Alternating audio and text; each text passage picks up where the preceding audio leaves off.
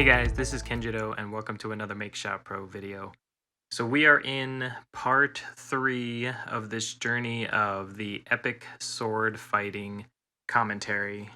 So far up to this point, we've separated the sword fighting figures from their original background, and we've spent part 2 converting both the background and the sword figures into sort of a nighttime scene. And we've created some artificial lighting as if the swords were the new source of lighting in this new darkened scene. So what's next in part 3 is we're going to be using Particle Shop plugin to add some effects to the swords and sort of, both the attacking and defending. This is the classical red and blue colors that I've employed for the different figures. So we'll see how I did that and then end off this portion with just some of the beginning to adjust the colorization of the lighting effects on the rest of the scene. So let's get to it. So as you can see, we're starting off with the two figures are separated from their background and they're on each their own layer, and we have and those are groups, mind you, because within those groups, layer groups, there's all of the different layers that represent the darken and the lighten portions of the figures, which give this sort of artificial lighting from what the original was. And then we also have a layer group for the background, which again is going to also have multiple layers so that we can do an alternate lighting scheme on the background when we get to that stage. So that's kind of the layout of the of the project as we're getting started to add the Particle Shop effects. So now in using Particle Shop, what I found I prefer to do is I do a copy merge on the entire image and then paste it as a separate image or paste it as a new layer, either way. And then, launch the Particle Shop effects, and that's through effects, plugins, and then Particle Shop. If you get the ultimate version of PaintShop Pro, it typically comes with Particle Shop as part of the bundle, but you can also get it separately. I don't know about you, but launching this plugin takes forever for me, so we're going to kind of cut that out each time I launch it, but know that that impacts the overall timeline of your workflow. So here we are in Particle Shop, and one thing I'll mention right at the beginning is that I use a number of different effects, and all of them ultimately are going to come from the Flame pack. So initially right now I'm doing some experimentation with the core pack. And as you can see, I don't have a known idea or a known shape of what I'm trying to do. This is really just trying some stuff out and getting a feel for what all the different particle effects do. However, at this point, I switch to the Flame pack to, again, continue my experimentation. And in some cases, dragging has one type of effect, and just holding the mouse down has a different effect. So you can see, really what I'm doing is just trying both of those. And also adjusting the size is going to have an effect. If you have a pen that has pressure sensitivity, you'll have a little bit more variability here. Since I'm just using my mouse, it's pretty much just, full power, single click or no click at all. So I kind of liked this one. What I ended up using for the swords is the Flame pack and Preheat. And so I use this for both the attacker and defender, and then just use different colors. So now that I'm happy with it, I can just click save, and then I always do save only brush strokes. And so then now that extra image that I made just only has those brush strokes, and then I can add that as a new separate layer on my composite image. And then I use the pick tool to place it, because it most likely won't end up exactly where I want it to be.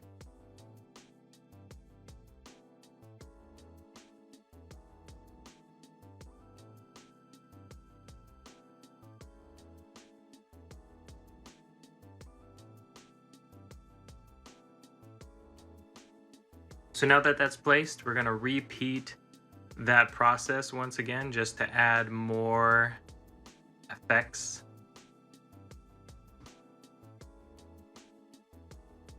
So copy, merge, paste as a new image.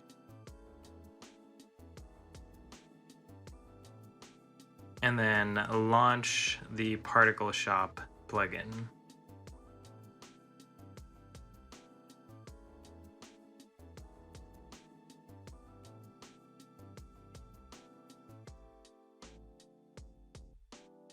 So next what I wanted to do was create more of a trail following the attacking swordsman's sword. And this is just to create a bit more of dynamics, right? Like the whole scene feels very static at this point.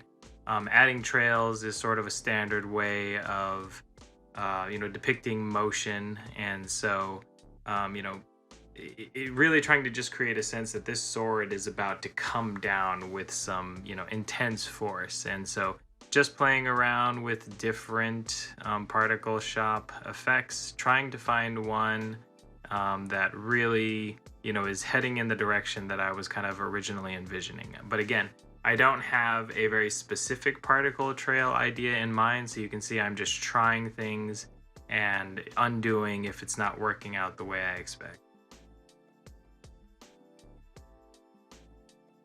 So here I've kind of settled on using the Flame 1 brush, if you will, to create the trail. I'm continuing to experiment with some other aspects of, just creating more ambiance or creating a little bit more impact to the scene.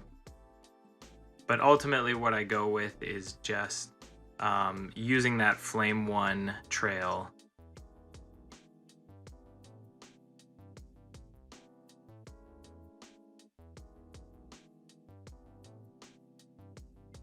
And now adding that trail to the original composited scene.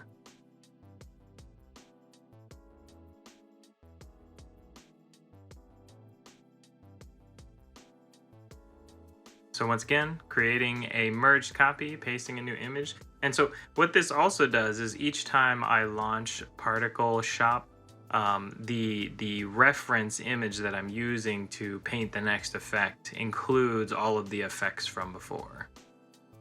So now what I noticed when I was previously experimenting with the attacker's flame sort of effect, I got kind of interested in the radiation brush and just kind of like what it was producing. But then eventually what I discovered is if I just hold it down, it creates this really cool looking circular effect. And I was still kind of experimenting with trying to use it for the attacker. But then as I thought about it, what I realized, and this wasn't planned, but what I realized just from this experimentation is that this is actually probably more of an effect I could use for the defender. That this sort of circular radiation effect could then be recreated to be more like a shield-looking type of, power or whatnot. And so that's what became the sort of design for how that defender's effect would go. And this is sort of the creative aspect, right? Experimenting, trying things, and then, really just keeping your mind open to, how could this work? How could I use this in my image? And it may not be exactly how you originally planned it. So adding that first circular sort of defensive orb,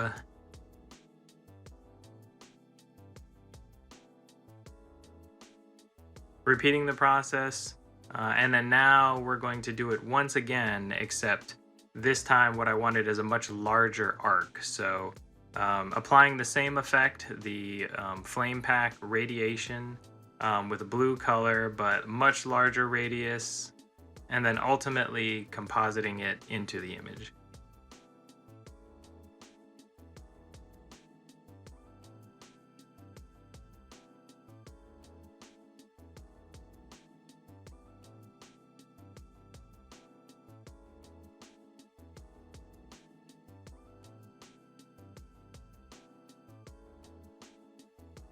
So at this stage, I'm trying to kind of figure out how I'm going to blend these, light, these effects into the scene. Trying a few blend layers, tried overlay, didn't quite have the effect I was hoping to have.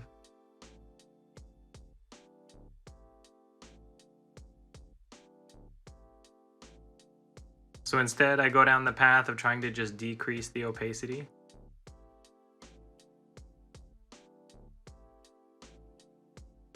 Just because I want to be able to see the defending figure still, as I'm about to do or add another effect from Particle Shop. So for this final effect, I really felt like there needed to be something that kind of haloed, or just put a little bit more emphasis on the attacking figure, and possibly even something that gave him a sense of motion as well. So again, just experimenting and playing around with a bunch of different of the brushes, and really just trying to find something that fit. Ultimately, what I end up with is using embers, really what it does is it becomes sort of like something I put behind him. But by the end of this whole project and everything like that, later I kind of decided it was a little bit too much, and really, decreased its presence to the point of where it's hardly even noticeable being there. But again, at this stage, really we're just trying to, find stuff. We're really just experimenting. And so this was just another effect that was added, like I said, to be sort of like a halo for the attacking figure.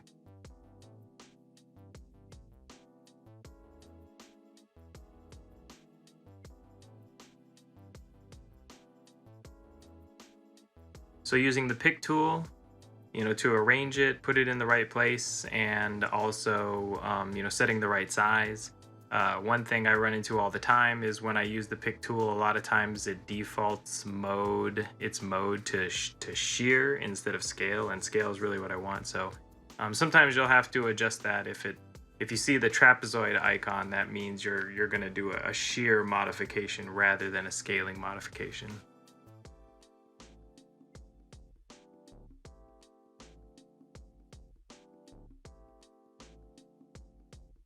So at this stage, since we're going to be using the lower lighted background to start applying that same sort of artificial lighting to show through, got rid of the sky just so that we still had that like black sky show through, but ultimately it doesn't matter because eventually the sky gets cut out. But then we create a mask layer on the darkened background. So the background layer that was made to look like nighttime, we apply a mask that's a show all mask. And then now on that mask, we can start painting with black, just like we did with the figures, except now we're trying to create the artificial lighting for the environment.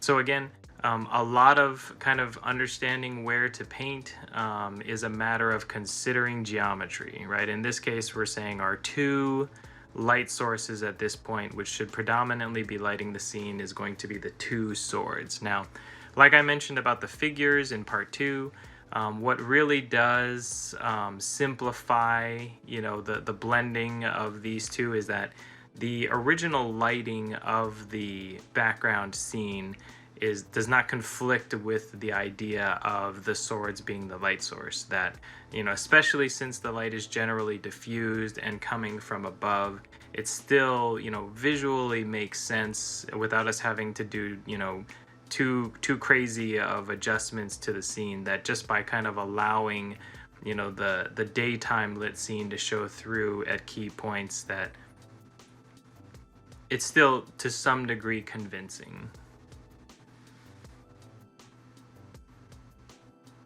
So just, adjusting the hardness and the size of the brush, and just painting, with black to allow the light to come through, and as necessary, painting with white, which is the second color in the materials palette, to unerase.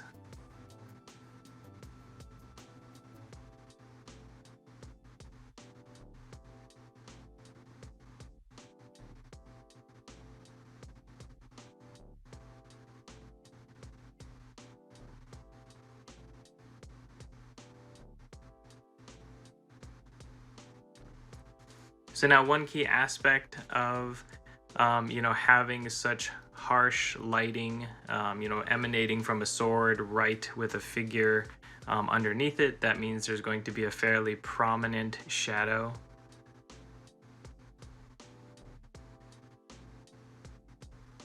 So this is just painting that like initial shadow. There's definitely going to be some refinement, of this shadow, but right now this is just getting it in place initially.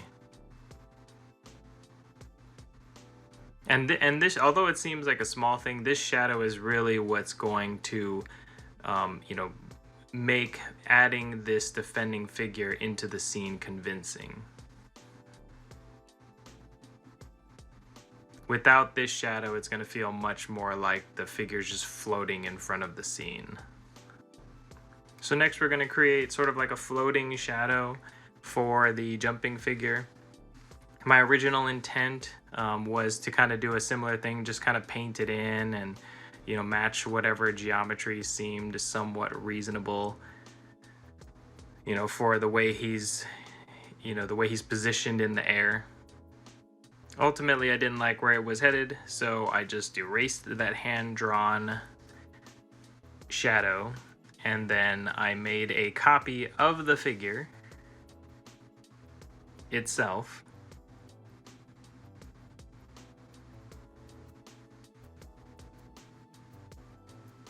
Dragged it as a separate layer into sort of where the background space where I'm trying to draw these shadows, and then just smooshed it to try to give it sort of that compressed feel, like it's just the shadow underneath him.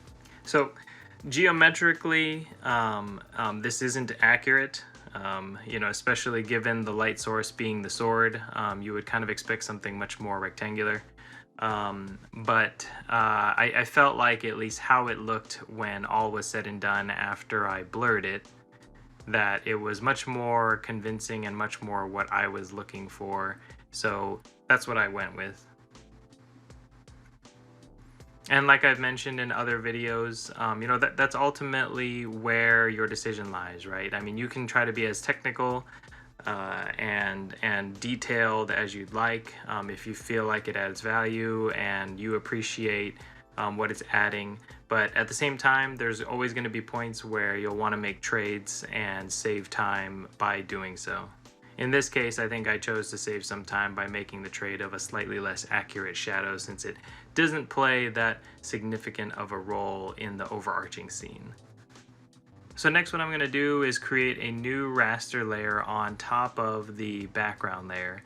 And what we're going to do now is we're going to start adding some color to that background layer, so that instead of it just being, hey, look, the floor is lit by these artificial lights, it's like now we want that the color of the lights to be cast onto the ground. So, change the blend layer to color legacy. And, I sample the color, where the fire is and where the blue is, and just start painting. And so then this really starts to just create a scene where, it not only is there artificial lighting, but now the color is also matching. So now refining the mask for the region that is allowing the artificial light to hit the environment. Now that I'm seeing the color, I'm starting to pay a little bit more attention to what geometry on the ground really should be lit. So adjusted a little block, just slightly. So now we're going to do use the same technique for the figures themselves. So creating a new raster layer on top of the daytime lit layer of the figure, changing the blend layer to color legacy, and then just painting over the figure. And it's at this point that this is where we start to really get a little bit more convinced of the consistency of the image. So I end up moving the color blend layer above both the dark and the light layers of the figure, just so that we don't have some inconsistency between which parts are masked and which parts are not, some being, orange lit and some not. That really the whole thing should be. So it actually is more appropriate for this color blend layer to be above both layers of the figure.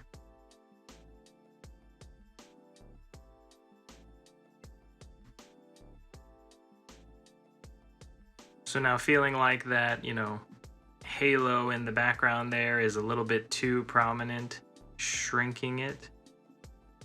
And so next, really what's going to follow is, the completion of, blending the colors of the figures and beginning to enter that stage of just fine tuning, right? Finding the things that now that everything's composited, what slight adjustments or what things don't quite look right, or if I fix this one thing, what does that cause me to have to fix otherwise? So that's going to be all the stuff that is going to be covered in the next part. So stay tuned. Obviously there's going to be a part 4. I'm not sure if it's going to be so long that I may even have to break that one up into 2 different videos, but I'm going to try to see if we can get that to just be the last video, since a lot of it, like I said, is going to be mostly tweaking and finalizing. But for this one, that's it for me. As always, if you have any questions or would like to suggest content, feel free to leave a comment. If you would like to get updates of when the next parts are available or any other videos I post come up, go ahead and click the subscribe button. If you would like to support me and the channel, check out my Patreon page, which is listed on the link on the TV, and I'll see you guys next time.